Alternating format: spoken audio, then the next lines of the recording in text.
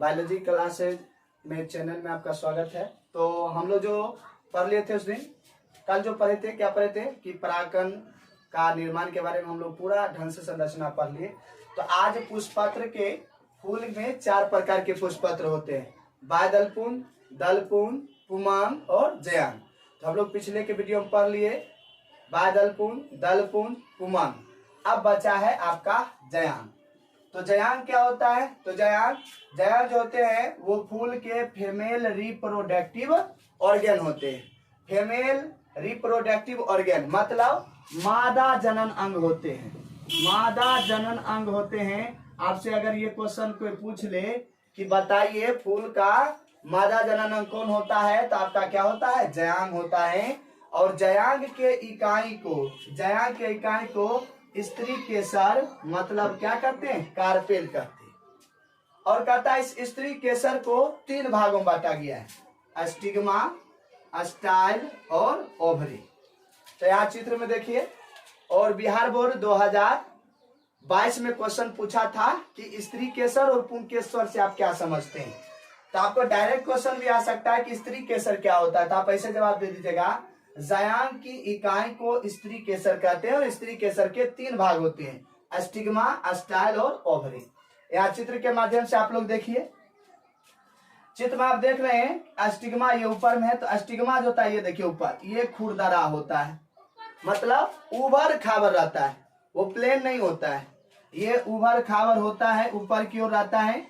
स्त्री केसर का सबसे ऊपरी भाग है और इसी पर आकर जो है वो परागकण क्या करता है? चिपकता है। इसी पर आकर क्या करता है? परागकण चिपकता है, ठीक है ना। इसी पर परागकण चिपकता है और स्टिग्मा जो है उस परागकण का पहचान करता है। स्टिग्मा उस परागकण का क्या करता है? पहचान करता है, देखता है कि उसके प्रजाति का है या नहीं है, ठीक है ना। आप देखिए आपका दूसरा नंबर है स्टाइल। क्या है? स्टाइल। स्टाइल मतलब क्या होता है? वर्तिका होता है। स्टाइल मतलब क्या होता है? वर्तिका होता है। तो आप देखिए ये लंबे वाले भाग जो होते हैं, यानी स्त्री के जो मध्य भाग होते हैं, स्त्री केसर के जो मध्य भाग होते हैं, ये लंबे देखिए नली का आकार के, इसी को हम लोग कहते हैं स्टाइल। क्या बोलते हैं? वो स्टाइल बोलते हैं, मतलब वर्तिका बोलते हैं, वर्तिका कहा जाता है। अब इसका काम क्या है? देखिए नीचे तो ये हो गया आपका ओवरी, ऊपर हो गया स्टिग्मा, मतलब ओवरी को स्टिग्मा से जोड़ने का क्या करता है? काम करता है। ये काम कौन करता है? स्टाइल करता है। उसके बाद स्टाइल क्या करता है? जब स्टिग्मा द्वारा परागकण इसके स्टिग्मा पर पहुंचता है, जब स्टिग्मा पर परागकण पहुंचता है, तो स्टाइल क्या करता है? उस स्टिग्मा को जब पहचान क्रिया हो जाता है तो स्टाइल उससे जुड़कर एक लंबे नली, एक क्या करता है? लंबे नली का निर्माण करता है। इस लंबे नली को पराग नली मतलब पोलन ट्यूब, यानी एक लंबे नली का निर्माण करता है जिसे पराग नली कहते हैं। इसी पराग नली से होते हुए परागकण कहाँ पहुंच जाता है? ओवरी में प्रवेश कर जाता है। तो आपसे क्वेश्चन पूछेगा कि पराग नली का निर्माण कौन करता है? स्टाइल करता है। परागकण का पहचान कौन करता है? स्टिग्मा करता है। और पराग नली से होते हुए परागकण कहाँ जाता है? तो ओवरी में जाता है। यहाँ कंफ्यूजन नहीं होनी चाहिए, ठीक है। जो ही ओवरी में प्रवेश करता है तो ये ऊपर वाले भाग आप देख रहे हैं स्टाइल और स्टिग्मा, ये स्वतः समाप्त हो जाता है। आपको हम जब निषेचन पढ़ाएंगे पौधा में तो आप बताएंगे कि मतलब जब परागकण ओवरी में प्रवेश करता है पराग नली से होते हुए, तो स्टिग्मा और स्टाइल दोनों क्या हो जाती है? समाप्त हो जाती है, ठीक है ना। और सिर्फ ये अंदर में जो है तब आकर हुआ किससे मिलता है? हुआ परागकण इग से मिलता है। ये आपको हम निषेचन क्रिया में बताएंगे, ठीक है। तो याद रखिएगा। उसके बाद आप कहता है स्त्री केसर में संख्या भी होती है, मतलब कुछ पौधे ऐसे होते हैं जिसके जयांग में 1 स्त्री केसर होता है, किसी में 2 स्त्री केसर होता है, मतलब अलग अलग होता है। इसके आधार पर ये निम्न प्रकार के होते हैं।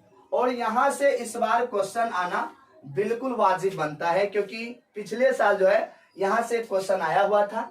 ये 2 नंबर में भी पूछा हुआ है यहाँ से, और 1 नंबर 2 नंबर में क्या पूछा हुआ था कि स्त्री केसर से आप क्या समझते हैं।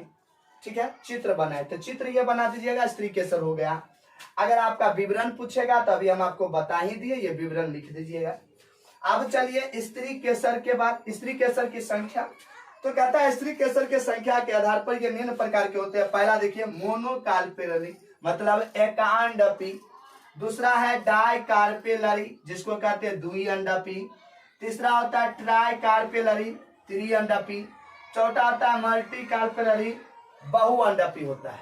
ठीक है, अब यहां से पूछेगा एकांडपी क्या होता है, तो आप क्या बोलिएगा, जब फूल के जयांग में एक स्त्री केसर हो, अगर इस तरह बस एक अगर निकला हुआ है, ये आप जो चित्र देख रहे हैं इस तरह अगर एक स्त्री केसर अगर उस जयांग में है तो उसको हम कहेंगे मोनोकार्पेलरी। खास करके दाल वाले पौधे में होते हैं, जैसे मटर, मसूर, चना में ये पाया जाता है। ठीक है ना। दूसरा आपका है डाइकार्पेलरी मतलब द्विअंडपी, हिंदी क्या होगा, द्विअंडपी होता है। आप कहिएगा सर द्विअंडपी, तो जब जयांग में दो स्त्री केसर हो, जब जयांग में कितने स्त्री केसर हो, दो स्त्री केसर हो, तो उसे द्विअंडपी कहते हैं। जैसे अकवन, क्या होता है वो अकवन, अकवन में एक ये रहता है और एक और बगल से निकला हुआ रहता है, दो स्त्री केसर रहता है। ठीक है ना। तीसरा है ट्राइकार्पेलरी मतलब जब फूल के जयांग में तीन स्त्री केसर हो, कितने स्त्री केसर हो, तीन स्त्री केसर हो, उसे हम त्रिअंडपी कहते हैं। जैसे प्याज, ठीक है, जैसे क्या कहते हैं वह प्याज होगा इसका, त्रिअंडपी में प्याज, द्विअंडपी में अकवन और एकांडपी में मटर, चना, मसूर ये सब होता है। ठीक है। अब देखिए मल्टीकार्पेलरी बहुअंडपी, यानी जब एक जयांग में एक स्त्री केसर हो तो मोनोकार्पेलरी, जब एक जयांग में दो स्त्री केसर हो डाइकार्पेलरी, जब एक जयांग में तीन स्त्री केसर हो ट्राइकार्पेलरी, और जब जयांग में तीन से अधिक अगर स्त्री केसर हो तो मल्टीपल कार्पेलरी होता है, मतलब बहुअंडापी कहलाता है। जैसे गुलहर, पैपावर, चंपा, मैग्नोनिया ये सब ऐसे होते हैं जिसमें अनेक मतलब पाया जाता है कि आपका स्त्री केसर पाया जाता है।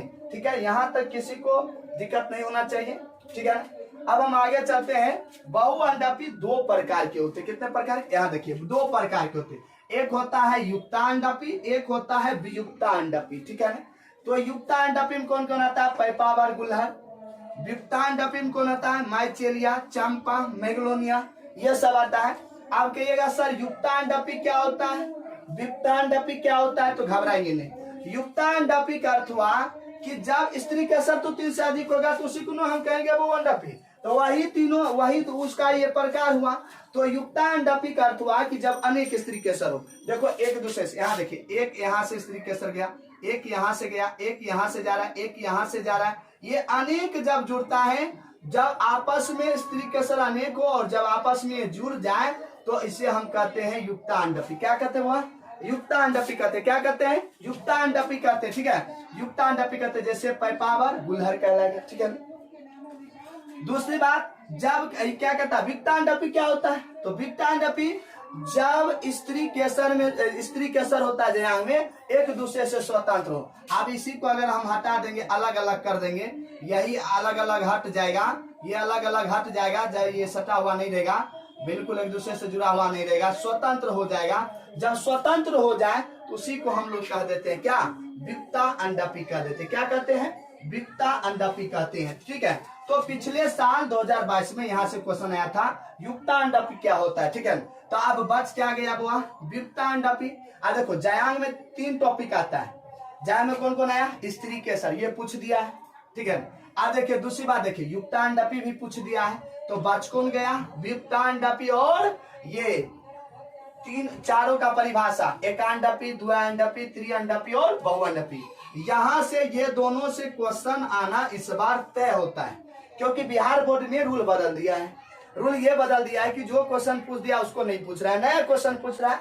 तो नया क्वेश्चन में जयांग से यहाँ से क्वेश्चन अलग नहीं जाना चाहिए। तो आप लोग जो है ना इसको बिल्कुल कंप्लीट याद रख लीजिएगा कि एकांडपी क्या होता है, द्विअंडपी क्या होता है, त्रिअंडपी क्या होता है, बहुअंडपी क्या होता है, युक्ता क्या होता है, स्त्री केसर जुड़ा हो तो युक्ता, एक दूसरे से स्त्री केसर हटा हो तो वियुक्ता, एक स्त्री केसर हो तो एकांडपी, दुई हो तो द्विअंडपी, तीन अगर स्त्री केसर हो त्रिअंडपी, तीन से अधिक हो तो बहुअंडपी।